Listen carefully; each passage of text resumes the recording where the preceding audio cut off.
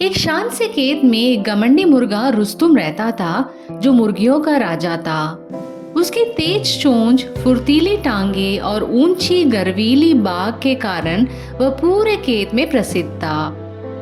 रुस्तुम खुद को सबसे चतुर और शक्तिशाली जानकर मानता था और हमेशा अपनी ताकत का दिखावा करता था। एक शाम एक चालाक लोमड़ी फॉक्सी चोरी छिपे खेत में आ गई। वह स्वादिष्ट भोजन की तलाश में थी, लेकिन जैसे ही उसने रुस्तुम को बाड़ पर खड़े देखा, उसने बल प्रयोग करने की बजाय चालाकी से काम लेने का सोचा। अरे महान रुस्तुम, फॉक्सी ने मीठी आवाज में कहा, मैंने तुम्हारी महान शक्ति के बारे में सुना है। कोई भी प्राणी तुम्हें चुनौती देने की हिम्मत नहीं करता। दरअसल मैं तुम्हें महान जंगल प्रतियोगिता में आमंत्रित करने आया हूँ, जहाँ केवल सबसे बहादुर पक्षी ही भाग लेते हैं। रुस्तुम ने गर्व से अपना सीना फुला लिया। प्रतियोगिता? मैं इसे आसानी से जीत जाऊंगा। मुझे क्या करना होगा?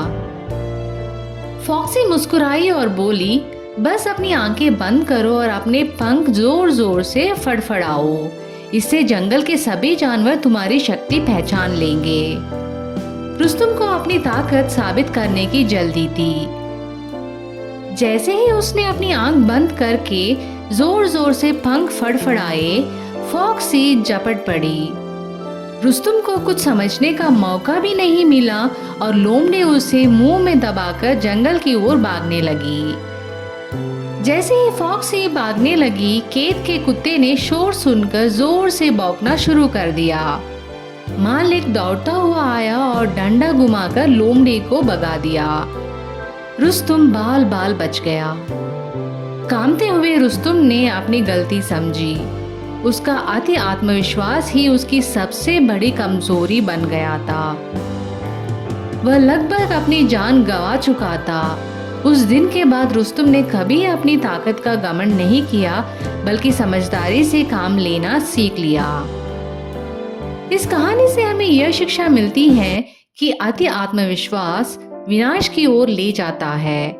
हमेशा विनम्र और सतर्क रहो।